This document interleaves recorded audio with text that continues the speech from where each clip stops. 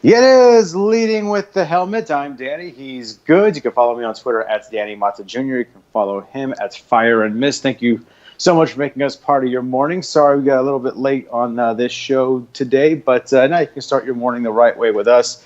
And we'll just jump right into it. One thing that I've been looking at, Goods, is as we enter week 6 and we've got a game in the books, we've been talking so much about the NFC and the margin for error and talking about the surprise teams. 6 weeks into the year, the question I have for you, how many good football teams, like legitimately good football teams, do you see? Because I'm starting to think that there's a lot more average teams than maybe we thought at the start of the year. Yeah, it's kind of hard to determine which good teams are just beating up on each other versus what's an actually bad or average team. But I do think a couple of those teams I thought were going to be really good are definitely underperforming. Yeah, definitely one of the. I mean, there have definitely been a few surprises here. I think the Eagles, although granted that the Eagles just won, beat the Giants, are 3-3 now. I think they'll be all right, but they've been a little bit disappointing. Washington came in first in the NFC East, and they got punked on national television by the Saints. So. I start to wonder about, how good some of these teams are. I think looking at it right now, there's only a couple of teams I feel really good about. I feel really good about the Rams and the Chiefs. I feel really good. I still feel pretty good about the Vikings. I don't feel great about the Packers. I feel wonderful about Aaron Rodgers. And, give credit where credit's due. The Saints defense somehow has started to look more like the Saints defense here in recent weeks. We'll see if, or at least the last year's Saints defense. So we'll see if maybe that continues. But is there anyone right now that you see off to a slow start that you think you expect to turn around? Well, the Falcons just need their defense. I mean, the problem is their injuries. If the Falcons' injuries weren't there, then that team would probably be 3-1, 4-1. I mean, their defense can't keep up. Yeah, I don't know if they can overcome that, but I mean, their quarterback playing that well, yeah, and maybe if you're able to run the ball more effectively, maybe you can do something. I don't really know that anyone has really caught my attention as far as a team that I think that's struggling right now that'll bust out of anything. I would expect the Chargers would start playing better at some point, but at a certain point, how long do you keep that expectation, right? There's a few teams I don't know what to think of, like the Lions. I have no idea what to think of the Lions now after what they just did this past week. So to the Packers, anyone that you can't get a gauge on at all? Lions is a good call. That team that's like they lose to the Jets and they destroy the Packers. They dogfight with the Patriots. I mean, I don't know where the hell they're going. And then the Falcons are tough because they look so talented, but I mean they have had injury problems, so it's made it a little more inconsistent. The Saints, Yeah, I knew were going to be good, but they're stepping up their game again. yeah, they seem to be getting better. Of course, Drew Brees, taking out that passing yards record. And congratulations to Drew Brees and the Saints seem to be getting back into the swing of things, right at the right time. This is going to be a really big week. As we hit into week 6, there's going to be some teams that, like out here in Houston, for example, the Texans are 2-3. If they can get to 3-3, and just like I said a few weeks ago, like if the Texans are 3-3 going into that Jacksonville game, it's a brand new season, and there'll be a game out of first, have a chance to do something about it. Moving forward, so this is a big game for them, and against a lowly Bills team that, one thing that's caught my attention, Goods, is and I don't think the Bills are good, but I'm a little bit more hesitant to call them the worst team in football because I'll tell you one thing, and I think you probably noticed this too. The last 3 weeks, Buffalo's defense has played pretty well because even they've won 2 of the last 3 games, and even the one they lost to Green Bay, they lost 22-0. Their defense played pretty well in that game. They held the Packers in relative check there. A day where your offense gets you 0 points to hold the Packers to 22. I mean, anyone that watched that game saw the Packers weren't really having their way with them. this Bills defense is pretty decent. They've kind of hung around in there. So I guess looking at this, who is the worst team in football? Like when you look at it, who do you think is undeniably the worst team in football?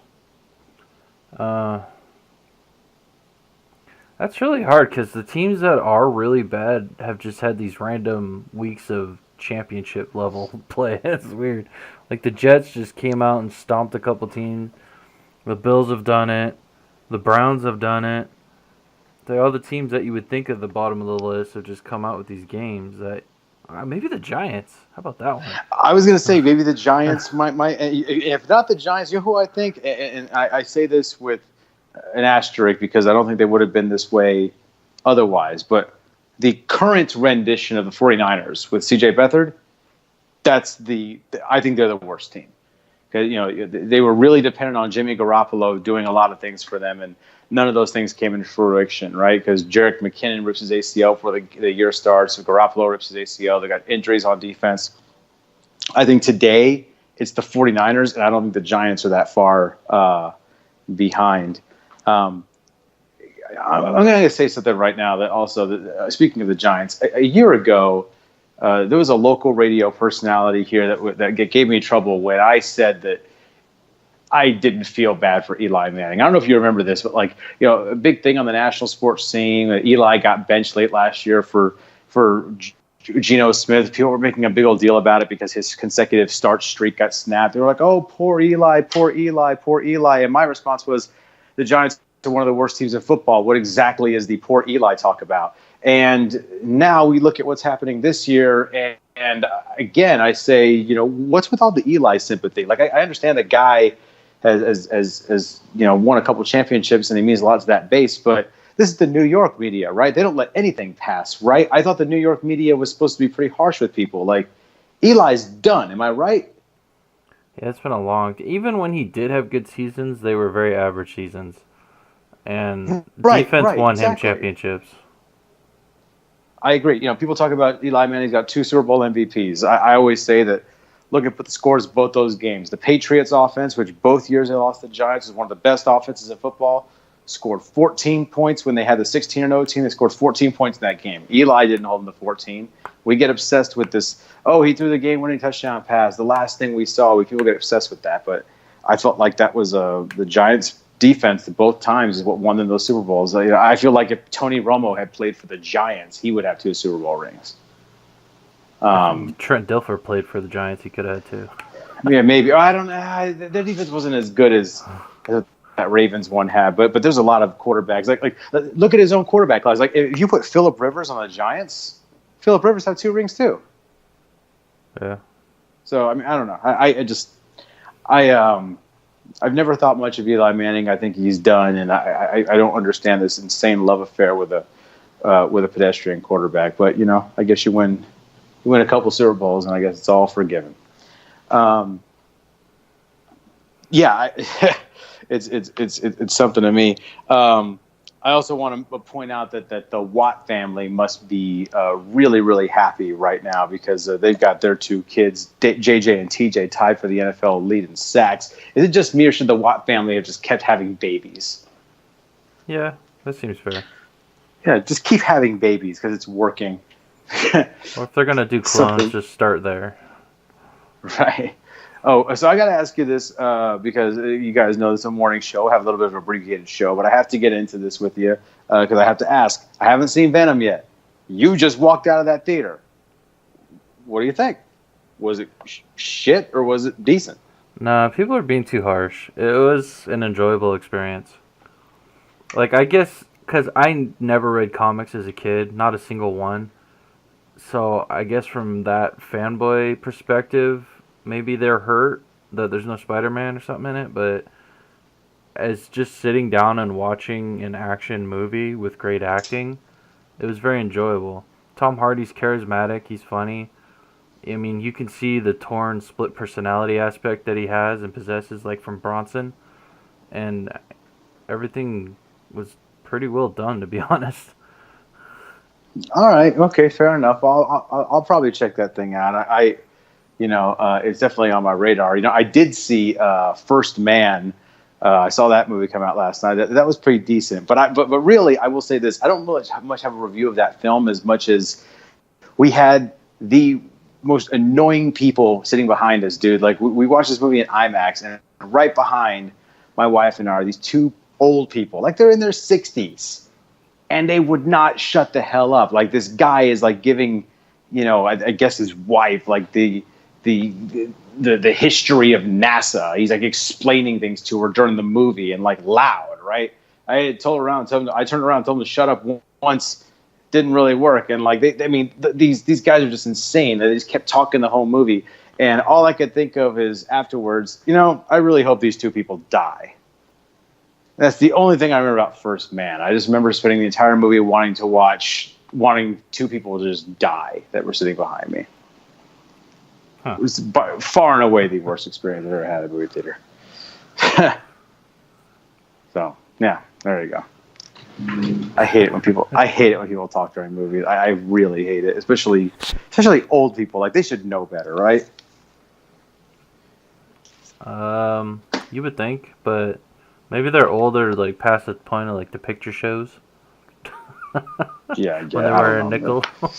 Yeah, they need to go back to that time. It's ridiculous. I don't like old people. This is why old people die. I'm just saying. So, yeah. So there we go. But all right, the first show where I'm the nice one. That's fine. Right. So I don't know. I'm still more excited I'm really excited for the new Halloween, which comes out next week. Can't wait for that, and and I'll just kind of see what happens from there. But I think I can tell you what not to see is Bad Times at the El Royale. Really, if people keep saying it's good, but I haven't even heard of the movie. I just keep hearing people talk about it. I haven't seen a trailer or anything. It's a even more incomprehensible movie than Pulp Fiction. It's just scattered all over the place. It's like it wants to try to have a main plot, but it doesn't. So you watch a movie with a dozen subplots, and nothing's resolved. It's a scattered mess. Well, that sounds crappy. It's like if Tarantino didn't quite know how to shoot a film. Oh. Yeah, okay. All right. That's everything I need to know. I mean, each individual character is interesting, but the underlying story is just a bunch of subplots that do nothing. Fair enough. Yeah, I people keep talking about that movie. I haven't heard anything. I haven't seen a preview or anything. I just keep hearing that it's good, but yeah, that's probably one I'll skip. I'll definitely see Venom, just kind of formulate my own opinion. I can't wait for the new Halloween, and we'll just kind of see what happens after that. I don't know if there's anything else that's really on my radar for this year. A Star is Born looks good. Yeah, people keep saying that's good. One that I want to see is still, and we're like too far away from it. The new Avengers, because just the last one was just so perfect. Captain Marvel, all that stuff. So that's all I've got. All right, so we got a little bit of an abbreviated show. So what we're going to do is, why don't we switch over to game picks, and we'll talk a little bit more about all these teams as we get into game picks on this beautiful Sunday morning. So first of all, how did you do last week? 9-6, which I was surprised because in the morning I was 1-6, and then I swept the afternoon. Well, I'm just going to say I finished 10-5. So I finally had a good week. Okay. All right, yeah, same to you. And I'm 1-0 this week. So let's see, I'm now 30. I'm now 43, 33, and 2 on the year. What's your record overall? I'm just one game up on you. Okay, well, I'm coming for you. All right, so here we go. Arizona at Minnesota. What order are you going from? We're on you know what? You're right. I'm on. So usually we do this on NFL.com, and I have a different list in front of me. So let me go ahead and pull that up. All right. Like, is he doing this shit alphabetical or what? No, I wasn't. I got all kinds of different magazines that I went by, and I forgot that we go by the NFL.com list, and it just messed with me. Okay, so All right, so we both picked Philadelphia over the Giants. I was shocked to see how many people took the Giants to beat the Eagles. I couldn't really figure that out. I'm like, the Eagles lose at home barely to a good Vikings team that's pissed off and desperate, and suddenly people think they're so terrible they're going to lose to the Giants. It made no sense. I don't know what the hell that was about. But all right, here we go. So this one, I'll tell you, this one should be really good for fantasy football teams throughout the country. Tampa Bay at Atlanta. I think the Bucks will lose. I pick the Falcons so often, but I think the Bucks will lose. I think Matt Ryan, even with the terrible defense, will still outdo the Bucks. I completely agree with that. I think the Falcons are really good on their home field. They lost a couple of tough games. I don't think Tampa Bay is the team that takes advantage of their weaknesses. So I agree with you. I'll take Atlanta. Carolina at the Washington racial slurs. Yeah, I'm taking Panthers. Yeah, I've got a good feeling about Carolina. You know, Washington's one of those teams I think is very pedestrian, and I think the East isn't as good as we thought it was initially. I'll tell you one thing, man. Like that Cowboys-Texans game. Well, you know, we'll get into that later. But that was, I have a lot of thoughts about that game. But I agree. I'll take Carolina. Okay, so Seattle at the Raiders. I'm gonna take Russell Wilson over whatever the Raiders have. Yeah, they've got Derek Carr. Not much else. The game's in London. I don't really feel good about either one of those teams. But but you know, I'll tell you one thing. The Raiders are not very good, and they're another one of those teams that is one of the worst in football right now. And that's a far cry from what we thought 2 years ago when Derek Carr was an MVP candidate. It's just strange what has happened to them. All right, so we agree on everything so far. Colts at the Jets. I'm taking the Colts. I agree with that. I am also going to take the Colts. There's not really much to talk about those two teams. No. And we're 6 weeks into the year. Let's talk about teams that actually matter. Okay, so Arizona at Minnesota. Yeah, that's kind of, well, should be a gimme. We also thought it was a gimme with Buffalo, but yeah, I'm not as. I'll tell you one thing. I'm not as confident as I was at Buffalo game, but I also think that was a fluke, and I think the Vikings will take care of business. But if they get blown out by the Cardinals at home, and what happens to Buffalo happens the second time, we're gonna have an entire show based entirely on that. I'm just letting you know. Yeah, then the Vikings just shouldn't play at home anymore if that happens. Yeah, pretty much. Okay. Here's another. Okay, so this is a critical game. In the AFC North, and pretty much is do or die for the Steelers, who couldn't have looked much better last week against the Falcons. Steelers at Bengals. The Bengals will beat them and claim that division. I agree. I think the Bengals, especially, I really don't think this was very good on the road. I told you I'm not very high on Pittsburgh. I'll tell you one thing. You know, the Bengals have got a lot of weapons, and I know that they lost Tyler Eifert, and that's rough. But they get they just got Joe Mixon back, and then you got Tyler Boyd's a really good number 2 to AJ Green. They got, John Ross, a guy they barely even used, like the fastest guy in football. They got a lot of weapons on that team, and I don't know how good they're going to be long term with Andy Dalton, but they got something going for them right now. Yeah. This is a much tougher game right now than we would have thought at the front end of the year, but the Chargers at the Browns. I still think the Chargers will get it done. I'll tell you, there's a lot of me wants to pick the Browns. A lot of me. I know. I sat on this one for a minute.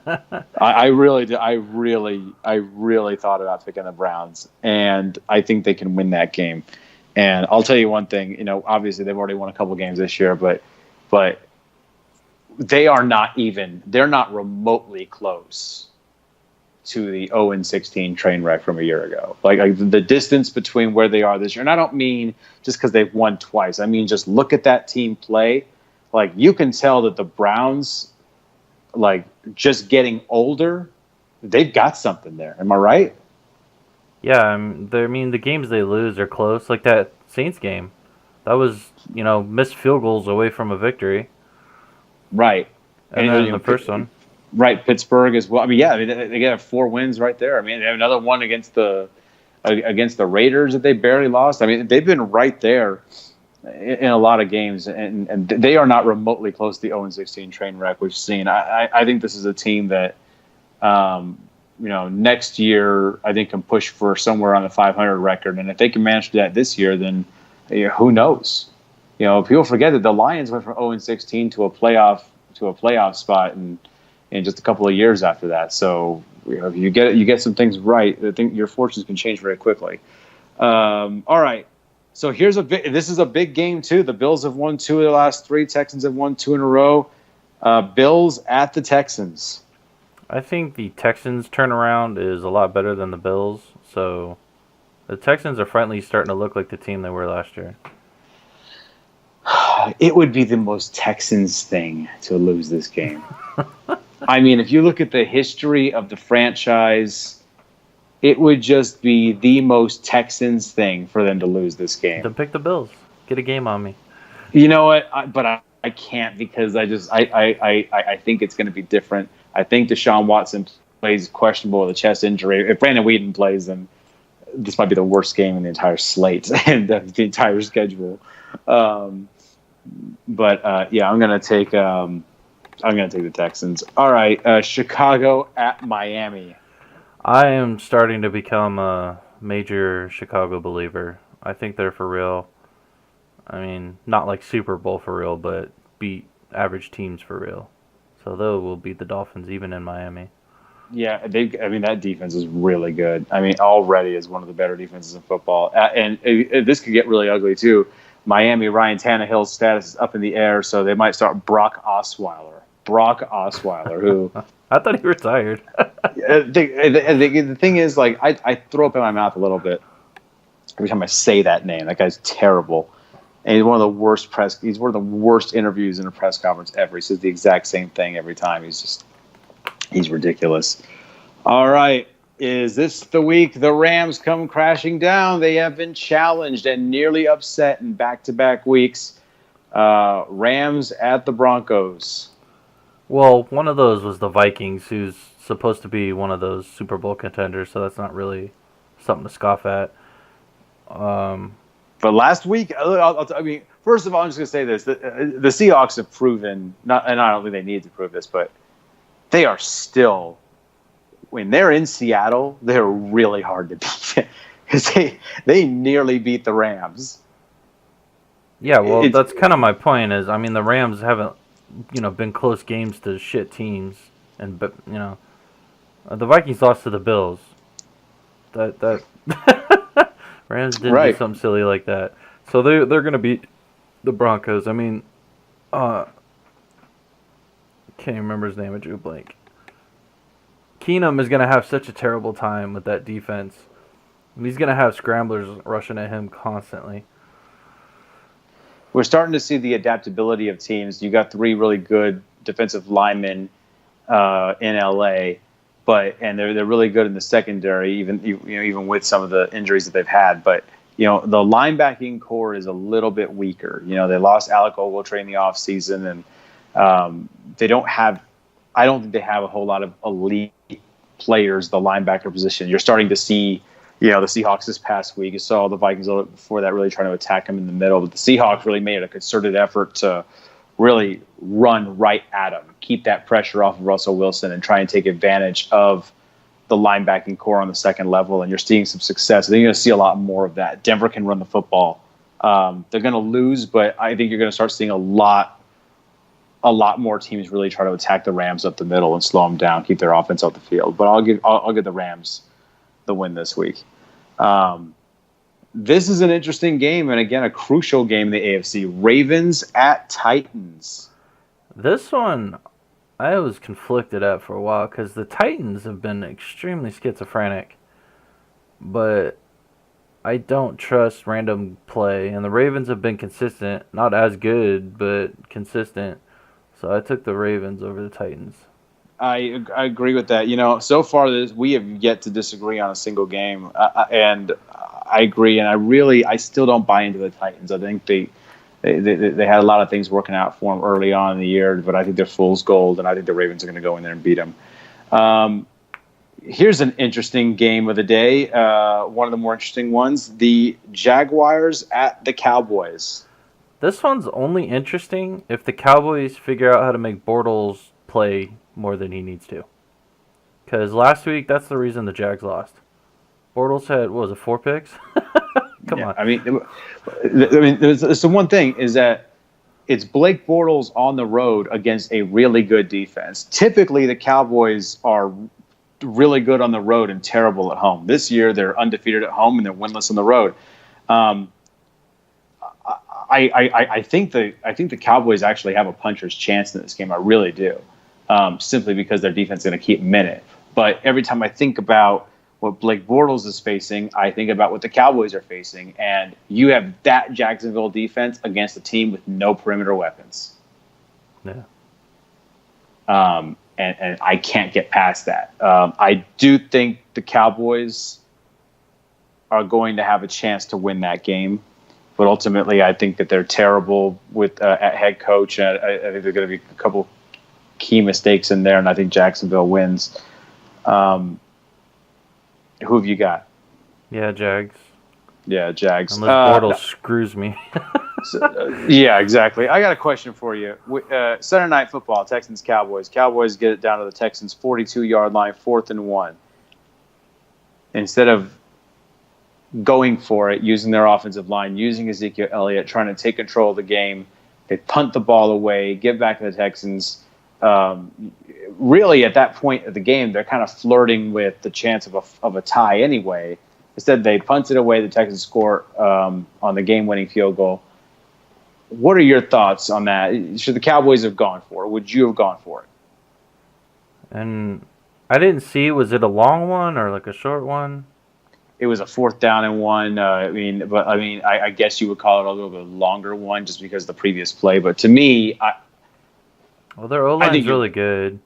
Right, and I think you go for it. You got to tie your defense in overtime on the road. You got to go for that, and it's exactly the kind of thing that I think that Jason Garrett has really held the Cowboys back for a long time. And I tell people, like, I'm not a Bill O'Brien believer at all for the Texans. He outcoached Jason Garrett. That's everything you need to know about how good of a coach Jason Garrett is. Well, if you get outcoached by Bill O'Brien, that's not good. Well, I know Philly or Los Angeles, the Rams would have gone for it for sure. Oh yeah, to me it's ludicrous, and I think the Cowboys season's lost. This is surely the best game of the day, and of course NBC gets it because that Sunday Night Football slate is fantastic. The Chiefs at the Patriots. Yeah, this one, I don't know.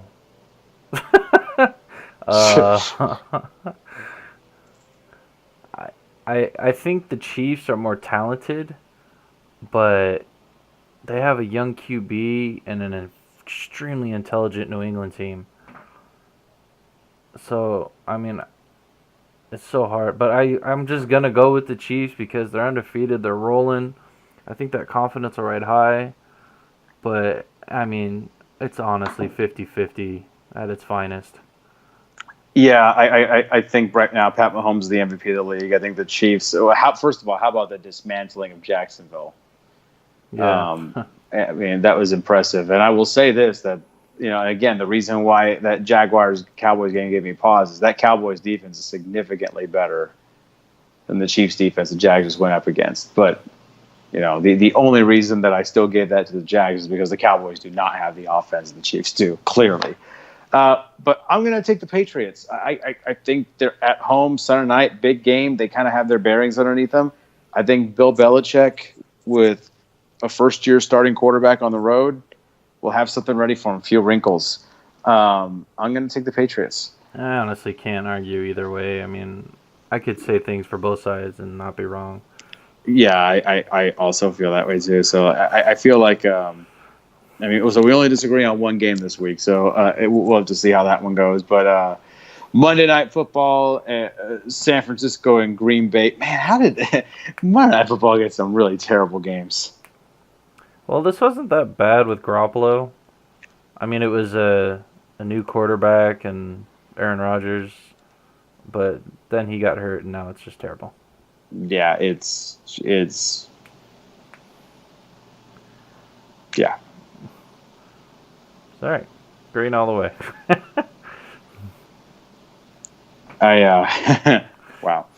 Yeah, it's not a particularly great matchup. I'm looking at like the the slate of games that we have seen here, and then like next week. So after this, the Monday Night Football slate: Giants at Falcons. That's a wash at this point. That game might mean something to Atlanta. Patriots at Bills. That's a wash. Titans at Cowboys. Yeah. Giants at 49ers. Gross. And then, I mean, that's a long month. But then November 19th, this is why you pay $1 billion for the Monday Night Football package. Chiefs at Rams at Mexico City. Yeah, that'll be it. That's why you pay the $1 billion, right? Like that's why you pay the $1 billion for a matchup like that. That could be the only undefeated team decider right there.